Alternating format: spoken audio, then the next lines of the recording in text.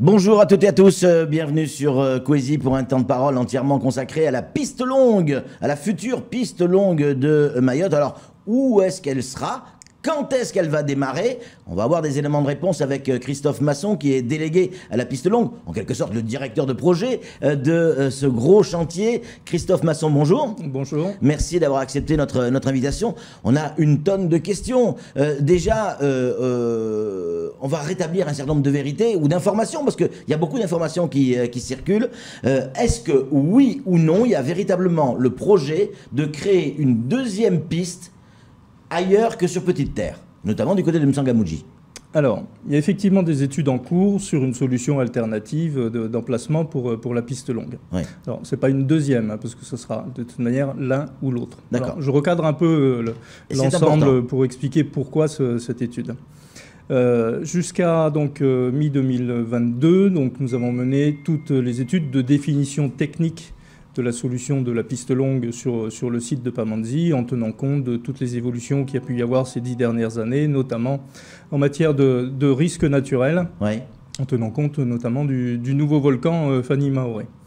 Donc, mi-2022, nous avons achevé en fait les études techniques propres à la piste. Il reste à faire en 2023 pour le site de Pamandzi toutes les études des infrastructures qu'il faut créer pour pouvoir acheminer tous les matériaux pour construire le chantier. Récemment, nous avons expliqué à travers un dossier comment le chantier pourrait s'organiser sur le site de Pamandzi. Donc nous avons décrit certaines infrastructures qui avaient été à créer, notamment des installations portuaires à Jangois, là où on va extraire des matériaux, des installations portuaires au four à chaud, ça nécessite de dévier la route nationale et de créer des voies de chantier le long du littoral. Tout ça va être étudié en 2023, ce qui fait que fin 2023, on disposera de l'ensemble des études techniques sur le site de Pamandzi pour créer la piste longue, donc sur le site de l'aéroport 2023, c'est cette année. Donc à la fin de l'année, on connaîtra exactement toute l'infrastructure nécessaire pour faire cette piste longue à Pamandzi. C'est ça, tout à fait. En parallèle, et sans que le calendrier se décale, hein, nous avons dit aussi au mois de septembre que nous avions fait comme c'est demandé pour, dans une étude d'impact pour une infrastructure de ce genre, nous devons justifier l'emplacement de la piste longue. Pour justifier l'emplacement de la piste longue, ça nous a été rappelé d'ailleurs par l'autorité environnementale, hein, dans son avis de pré-cadrage de l'étude d'impact qui avait été délivré en décembre 2020, elle nous avait dit tout simplement, vous devez reprendre en fait à zéro toutes les études d'implantation qui datent d'il y a 40 ans, c'est ça le dire, pour voir si, compte tenu de l'évolution des choses sur Mayotte et même des technologies pour étudier, si des fois il n'y avait pas d'autres solutions, en tout cas, pour justifier l'emplacement. Et donc nous avons, ce que nous avons dit au mois de septembre dernier, qu'il y a un site sur Bouyouni M'Tsangamouji qui effectivement peut être intéressant pour l'implantation de la piste longue. Donc aussi un nouvel aéroport. Donc un nouvel aéroport qui viendrait se substituer à la place de celui de Pamandzi. Voilà, tout à fait, parce que compte tenu du volume du trafic, le volume de trafic ne justifie pas deux aéroports sur Mayotte. Donc, toutes les études ont été entamées sur ce site alternatif de Bouyouni M'Tsangamouji et seront terminées, toute la définition technique sera terminée fin 2023. C'est-à-dire que fin 2023... Mais que ce soit pour l'un ou l'autre. Exactement. C'est-à-dire que fin 2023, nous aurons les définitions techniques complètes sur les deux sites.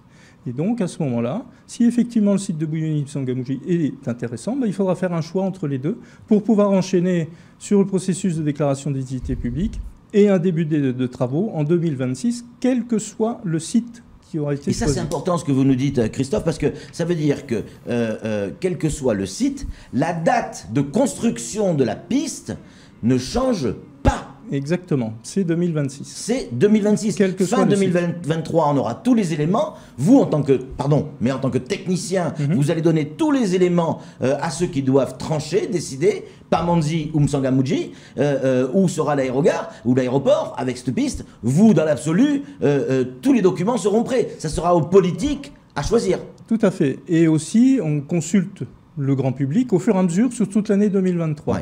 C'est-à-dire qu'on ne va pas attendre la fin 2023 pour délivrer toutes nos études. Au fur et à mesure de l'année, on va délivrer les résultats. pour que chacun puisse s'exprimer. Et on développe aussi tout un dispositif complémentaire de concertation pour qu'effectivement chacun puisse s'exprimer sur ces deux solutions. Et les différents thèmes qu'on va aborder, c'est le sujet je sais pas, de capacité de longueur de piste, de capacité à faire du développement économique autour de l'aéroport, le sujet de la desserte de l'aéroport dans un cas ou dans l'autre, le sujet des risques naturels, le sujet des impacts agricoles qu'il peut y avoir selon un site ou l'autre. Naturellement l'impact sur l'environnement, l'impact sur l'aménagement du territoire de Mayotte, globalement. Parce qu'après, il faudra y aller. Si c'est à M'Tsangamouji, il faudra y aller à l'aéroport.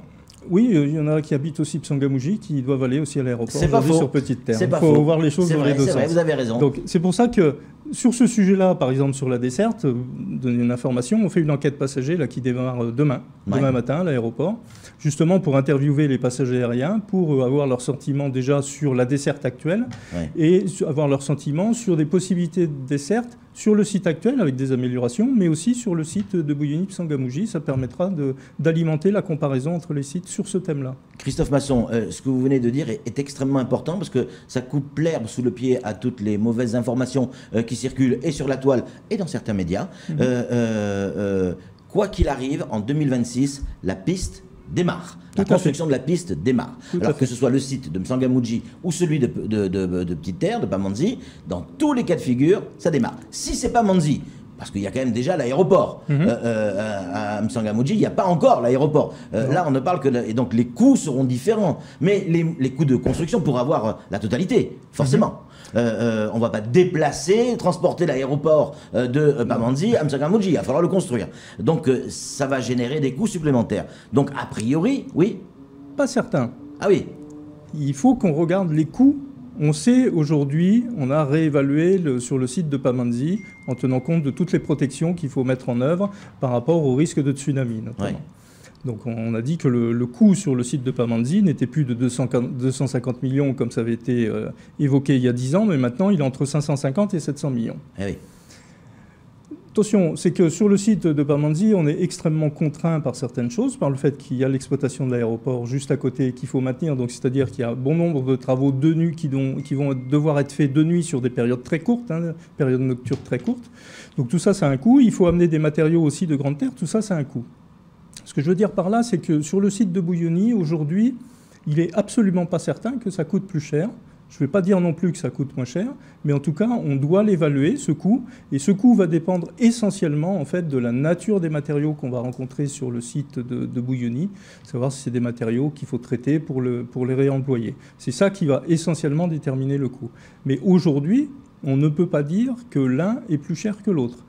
On aura tous les éléments en 2023 pour dire lequel sera le plus cher, effectivement. Donc, l'information qui consiste à dire cette histoire d'aéroport ou de piste à M'Tsangamouji est lancée pour retarder le lancement de la piste de Pamandzi, c'est donc faux. C'est bien ça? C'est totalement faux. C'est absolument nécessaire, de toute manière, d'un point de vue juridique, de justifier l'emplacement de la piste longue. Si on ne le fait pas, je peux vous assurer qu'on peut se revoir dans 4 ans. Vous allez me dire, mais il y a un contentieux sur la déclaration d'utilité publique et naturellement, le contentieux va aboutir puisque vous n'avez pas fourni ce qu'il fallait dans votre dossier. Et donc, on en reprendra pour 10 ans. Donc, ce que l'on fait là, c'est absolument nécessaire de le faire d'un point de vue juridique. Et puis, c'est aussi un choix important sur Mayotte. Si effectivement, le site de Bouilloni-M'Tsangamouji peut être intéressant, c'est un choix important pour l'avenir de Mayotte de choisir entre les deux. Et les autorités, votre hiérarchie vous dit quoi? Vous êtes totalement indépendant, autonome, ou on vous dit lève un peu le pied, on a le temps, ou accélère au contraire parce qu'on n'a plus le temps? Non, c'est plutôt la deuxième solution. On fait ça de manière très très rapide. Toutes les études que l'on mène à la fois sur le site de Pamandzi, de Bouilloni-M'Tsangamouji, se font dans des délais très courts.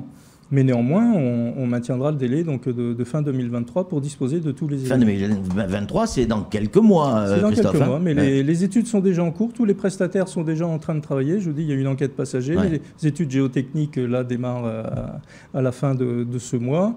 Les études techniques de définition même de l'organisation de l'aéroport sont déjà bien engagées. On va communiquer prochainement sur tous ces éléments-là. Imaginons, on va parler des deux sites, mais on va commencer par celui de Pamandzi. Le schéma qui est derrière moi n'a pas évolué, c'est toujours ce projet-là? Alors, c'est pas le bon schéma, là, parce que là, c'est le schéma du scénario 1 où il était prévu un allongement de 400 mètres vers le sud. Oui. Cette solution-là est définitivement éliminée. Ça, c'est terminé. C'est terminé, c'est-à-dire que le projet sur Pamandzi, c'est une piste convergente donc, de 2600 mètres, mais qui vient s'appuyer sur l'extrémité de la piste actuelle, c'est-à-dire qu'il n'y a pas de prolongement vers le sud de la piste actuelle. D'accord. Ni vers le nord, d'ailleurs. D'accord, on est bien d'accord. Comment ça va se passer? On reste sur Pamandzi pour l'instant. Comment ça va se passer? Il va en falloir des camions.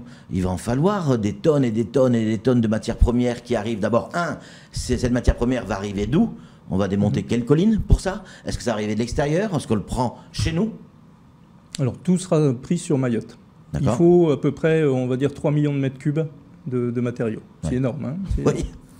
Les 2 tiers vont provenir de petites terres, c'est-à-dire qu'on va araser la colline du four à chaud, c'est-à-dire celle qui est entre le rond-point du four à chaud et puis la station service. Il y a une petite colline juste là qu'on va raser, et puis il y a la colline qui est juste au-dessus, qui est bien plus grande, qu'on va raser également. Ouais, et qui gêne un peu pour l'atterrissage, je crois, en plus. Qui est un obstacle pour Ouais. l'atterrissage. C'est pas le seul obstacle C'est pour vrai. l'atterrissage, mais effectivement, ça en fait partie. En tout cas, elle est bien visible quand on arrive en avion, on la voit très bien, cette Donc, colline. dans le projet, on rase la petite colline du four à chaud et l'autre derrière, Oui. une partie de l'autre derrière, et c'est des camions qui vont transporter, ce qui évite de passer par le boulevard des Crabes, donc du coup, Tout à fait. et qui vont transporter jusque sur le site. C'est ça. Avec des camions. Et pour les transporter, il faut imaginer que c'est un camion toutes les 30 secondes. Donc il est hors de question de traverser la route nationale et de bloquer la circulation. Donc on va dévier la route nationale, faire un passage par-dessus ou par-dessous la déviation de la route nationale pour que ça ne perturbe absolument pas la circulation. Et il faut créer aussi une nouvelle route, en fait, le long du littoral pour rejoindre l'extrémité nord du chantier. Donc c'est déjà des travaux très très importants à C'est faire clair. avant même de commencer. C'est-à-dire Et avant même de commencer la construction de la piste, il va falloir construire une route. il faut construire des routes et il faut construire des installations portuaires au four Ouais. à chaud, mais aussi à Agengois. Ouais. Pourquoi portuaire? Parce que c'est pour amener des matériaux, parce qu'il faut amener tout le reste des matériaux qu'on ne trouve pas sur petite terre, c'est-à-dire les matériaux de meilleure qualité. Il faut aller les chercher sur grande terre. Et on va les chercher sur un site où on va ouvrir finalement une carrière, Ouais. sur le site d'Agengois, donc juste au sud d'Iloni. Ouais. Là, il faut charger des barges, parce que pour nous, il est hors de question, naturellement, de mettre ça sur des camions et de ramener tous les forcément. camions à la barge dans Mamoudzou. Donc il va y avoir, donc on a bien compris ces deux collines, plus une carrière qu'il va falloir creuser, C'est ça. charger des barges et la fréquence de rotation des barges. Alors, ça, on n'a Parce pas... qu'un camion toutes les 30 secondes c'est ce et une qu'on- barge tous les combien? On va le regarder là en 2023, ça fait partie des études. Il y Ouais. a tout le volet maritime à regarder sur le transport maritime, parce qu'on a plusieurs solutions. Soit on met les camions sur des amphidromes, comme Ouais. se pratique aujourd'hui sur Mayotte, soit Ouais. on utilise des barges dans lesquelles on charge directement les matériaux. Comme des péniches, une espèce de... Comme des péniches, Ouais. voilà, avec des systèmes éventuellement autodéchargeants Ouais. à l'arrivée. Donc ça, on le regarde, effectivement. Dans les 2 cas, il faut qu'on regarde aussi, quand on est dans un système de barge qu'on charge directement, ça veut dire qu'il faut du stockage. Donc il faut des surfaces aussi pour charger tout ça. Donc on est en train de comparer tout ça sur 2023. Des questions qui arrivent de nos téléspectateurs, auxquelles vous avez déjà forcément les réponses, j'imagine. Ça va être l'un des plus gros chantiers de ces dernières années, peut-être même ce siècle. Est-ce que les Mahorais vont bénéficier de ce chantier? Au-delà de la piste longue, je veux dire en termes de travail, en termes de retombées économiques, parce que c'est énormément d'argent, et vous allez nous donner le prix, énormément d'argent pour construire cette piste longue qui va être dépensée, avec les fonds européens entre autres, mais est-ce que les Mahorais vont pouvoir en tirer un bénéfice de ça? Alors c'est bien l'objectif et ça sera aussi un des éléments de comparaison des sites. Oui.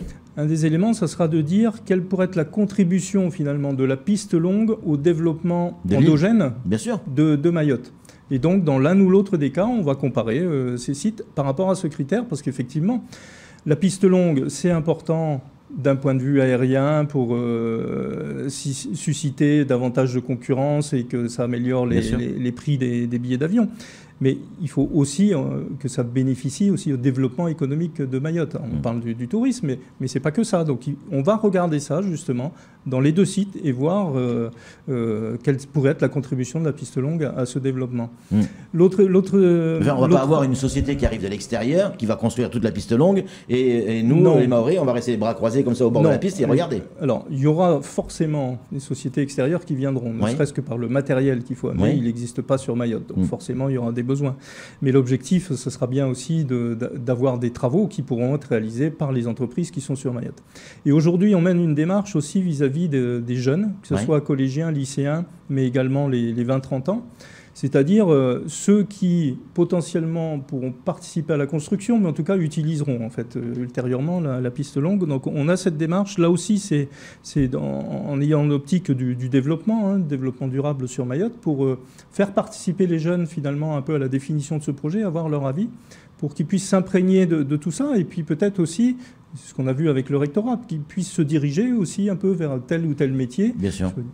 Pour lesquels ils pourront participer donc à la construction. La construction commence dans 3 ans, grosso modo, 2026. Oui. Donc, des gamins qui sont en cours de formation, qui apprennent un métier, c'est peut-être le moment de démarrer dans la vie active avec un boulot qui est là, aux portes de Mayotte. Le budget total, quel que soit l'endroit, puisque vous nous avez dit que c'était la même chose, à quelque chose près. Le budget total pour construire cette piste longue, que ce soit à M'Tsangamouji ou en Petite Terre? Alors, sur Petite Terre, c'est entre 550 et 700 millions. On va affiner les choses cette année. Sur Bouyouni, on imagine que l'ordre de grandeur sera le même. Je dis bien l'ordre de grandeur, mais je n'ai pas de chiffre à donner aujourd'hui sur Bouyouni, M'Tsangamouji. Mais l'ordre de grandeur sera à peu près le même et on le saura à la fin de l'année en tout cas. 2023, donc toutes les études seront faites, ça sera chiffré, on a bien compris, et ce sera l'heure du choix. Soit Bouyouni, soit Pamandzi. Qui va faire ce choix? Les élus? Le maître d'ouvrage, c'est l'État. Donc au final, ça sera l'État de toute manière qui fera le choix, mais l'État ne fera pas le choix tout seul dans son coin, bien entendu. Il va consulter. Bien sûr, bien sûr. Donc je dis la consultation, c'est à la fois naturellement les collectivités, toutes les collectivités qui peuvent être concernées, mais c'est aussi un choix important pour Mayotte globalement. Donc c'est pour ça que pendant toute l'année 2023, on mène une concertation pour que le grand public, pour que chacun puisse s'exprimer aussi sur le sujet. Cette période où il va falloir réfléchir, choisir, discuter, organiser des réunions, etc.